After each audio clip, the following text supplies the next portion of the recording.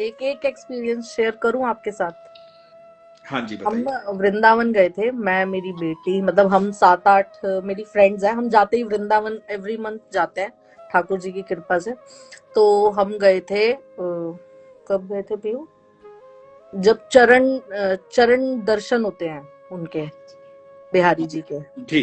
तो हम वहां गए, तो वहां पे मेरी बेटी भजन गा रही है, 12 साल 13 साल की है वो वहां बिहारी जी के मंदिर के बाहर भजन गा रही है, और मैं और मेरी सहेली अपनी धुन में नाच रहे हैं। जी। तो मैंने ठाकुर जी को बोला, मैंने कहा ठाकुर जी आज मन कर रहा है, 12:30 12:30 का टाइम था, कि आप आ जाओ, आपके साथ रास करने का मन कर रहा है बहुत। तो हमने ऐसे बोला, नाचते नाचते हम अपने रूम में चले गए। 12:30 बजे हमारे मतलब होटल का शटर डाउन हो गया, सब बंद हो गया। 12:30 बजे हमारे कमरे में नॉक होता है। डर गए कि इतने बजे कौन आ गया। मेरी बेटी ने तो बैग उठा लिया कि कोई होगा मैं मार दूंगी। हम्म। तो फिर मेरी फ्रेंड ने गेट खोला तो हमारे कमरे के बाहर धुआं धुआं, और बिहारी जी के वहां पे जो खुशबू आती है ना, वो खुशबू हमें ऐसे कर रही, हमारे मतलब 5 मिनट की थी वो। 5 मिनट हमारे ऊपर ऐसे आ रही, हम मदहोश हो रहे हैं। हम कह रहे ये मतलब कहाँ से आ रही है। हम तब भी हम नीचे तक देख कर आए, हम ये नहीं सोच रहे कि ठाकुर जी आ सकते हैं हमसे भी मिलने। सोच वहां तक नहीं गई, पर ऐसे खुशबू आ रही, हमने कहा ये ठाकुर जी। बाद में बोला कि ठाकुर जी आए मिलने, कि हाँ रास करते हैं तुम्हारे साथ। क्या बात है, बहुत मतलब सुंदर। वो एक्सपीरियंस तो कभी भूल नहीं सकते। क्या बात है, बहुत सुंदर। ये कब की बात है? ये पिछले साल की बात है।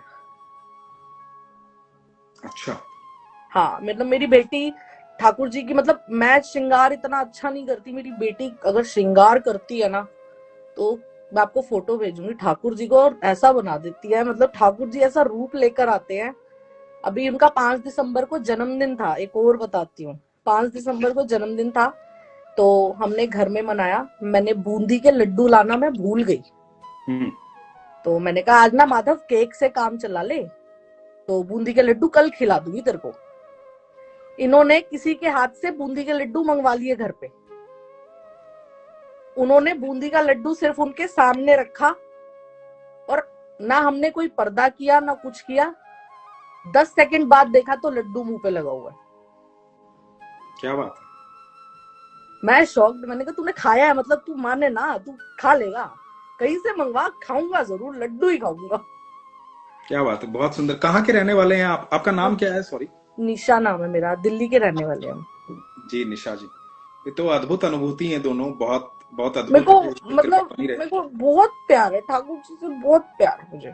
मतलब मैं बता नहीं सकती कि इसको देखती हूँ ना, मेरे को ऐसा लगता है कि पता नहीं मेरी जिंदगी कहाँ, मैं कहाँ कीचड़ से उठा के भगवान ने मेरे को अपने पास रख लिया, और इन्होंने मेरे को चुना ना, मेरी जिंदगी तर गई। क्या बात है। बता नहीं सकती, बहुत अनुभव है, बहुत। रात को तकिया सुलाऊंगी, बेड पे होगा, तकिया दे के सुलाऊंगी, अगले दिन देखूंगी गेट के पास मिलता है बाहर। पोछा लगा देंगे, सफाई कर देंगे, बिंदी कहाँ से, बिंदी निकल आएगी। क्या बात है। इस आनंद में रहिए। ये अनुभूति उसी को होती है जो विश्वास करता है। मुझे बहुत विश्वास है। तो मतलब आपने वो नेत्र प्राप्त कर लिए हैं जो विश्वास के नेत्र हैं, जिनसे भगवान दिखाई देते हैं। मेरे को अगर कोई बोलता है ना कि तेरे को बीपी है, थायराइड है, तू भगवान से मांगती क्यों नहीं है, मैंने कहा मैं क्यों मांगू, उसको पता है कि मुझे क्या चाहिए। मैं नहीं मांग सकती। हाँ, एक चीज जरूर मांगती हूँ, मेरा बेटा नहीं है, पर हाँ मेरा अंतिम समय में मेरे को अग्नि देने तू ही आई हो माधव, बस मेरी ये दिल की इच्छा है कि मेरे को बस अग्नि ऐसी देने मेरा ऐसी माधव है। इच्छा एक बहुत पहले एक संत की भी थी। और उनकी इच्छा थी, वो अपने आश्रम में अपने ठाकुर जी के विग्रह के साथ हमेशा रहते थे, उन्हें छोड़ के कहीं नहीं जाते थे। और वो कहते थे मेरा बेटा है, कहीं नहीं जाते थे, उन्हीं के साथ रहते थे। और कहते थे कि मतलब मेरा बेटा है, सिर्फ मेरा सब कुछ यही है, मेरा बच्चा यही है। और मेरा अंतिम संस्कार जो होगा वो इसी के हाथों से होगा। और वास्तविक बात है ये कि जब वो बैकुंठ धाम चले गए, शरीर छोड़ दिया उन्होंने, तो काफी लोग वहां पर खड़े थे, उनके अंतिम संस्कार की व्यवस्था हो रही थी। तो कहीं से एक बालक आया और बालक ने आके कहा कि मैं इनका अंतिम संस्कार करूंगा। और जब वो आया बालक, तो सब भाव विभोर थे, उनके जितने शिष्य थे उन संत के सब भाव विभोर थे, किसी का ध्यान उस बात पे गया ही नहीं। और जब बालक उनका अंतिम संस्कार करके चला गया, तो सबको ध्यान आया कि महात्मा जी कहते थे कि मेरा बालक आएगा। तो ठाकुर जी आए थे वहां पे। तो आपने जो इच्छा रखी है, आपने बड़ी सिंपल इच्छा पहले रखी कि भगवान लड्डू के लिए आपने इच्छा रखी, आपने इच्छा रखी भगवान आपके साथ रास करना है, वो इच्छा रखी। तो भगवान तो हर समय हर व्यक्ति की, हर जीव की बात सुनते हैं, हर जीव की बात सुनते हैं। बड़ी सुंदर एक लाइन है कि मैं यहां बैठकर बात करता हूं, वो महलों में सुनती है। तो वो सुनते हैं, है ना।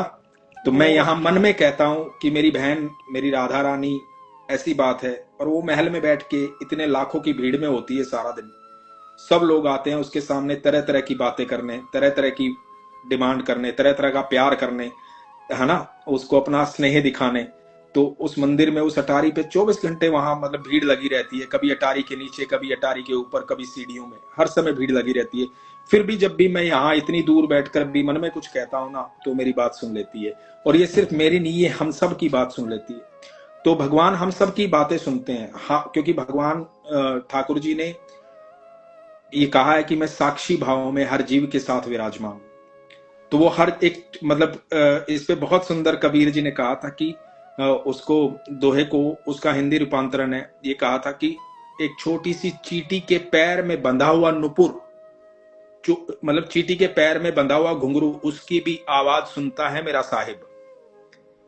तो वो इतना उनका हर जीव पर इतना ध्यान है, पर आपका विश्वास होना चाहिए। और जब आपका विश्वास हो जाता है ना, तो आप यकीन मानिएगा, आपका हर पल हर क्षण जो मन के भीतर भी चल रहा है ना, वो भी भगवान सुन रहे हैं। तो आप, ईश्वर आपको हमेशा अपने सानिध्य में इसी प्रकार रखे, इतने प्रेम में रखे।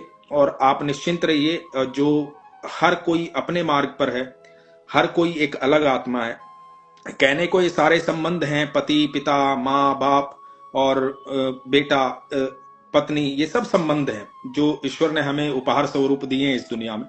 तो लेकिन हर एक अपने मार्ग पर हैं। आप किसी के मार्ग को बदल नहीं सकते, लेकिन आप किसी को सही मार्ग दिखला सकते हैं। तो आप स्वयं प्रकाशमान हैं, ऑलरेडी आप भगवान से इतनी कनेक्टेड हैं। तो आप अपने ईश्वर पर भरोसा रखिए, और अपने तरफ से जो आप कर सकते हैं ना, अपने आसपास, अपने परिवार में जो भी आप कर सकते हैं, जिसको भी आप सही मार्ग दिखला सकते हैं, उसको आप ये मत कहिए कि ये मत करो, आप उसको ये कहिए कि ये करो, है ना। तो मत की तरफ, मतलब किसी और चीज से जोड़ भी सकते हैं। बिल्कुल, आप ईश्वर की तरफ उसका मुख मोड़िए। आप ये मत कहिए कि यहाँ मत चलो, यहाँ मत चलो। आप सिर्फ ये मार्ग दिखाइए कि यहाँ ईश्वर है, यहाँ रहिए। आपको सिर्फ वो मार्ग दिखलाना है, बाकी सब अपने आप हो जाएगा। ठीक है भैया, ठीक है, ध्यान रखूंगी। तो ख्याल रखिए, ईश्वर आपको हमेशा खुश रखे। मैं अपने ठाकुर जी की फोटो भेजूंगी आपको, लड्डू वाली। बिल्कुल भेजिएगा। ठीक है, हरे कृष्ण, राधे राधे। राधे राधे। राधे।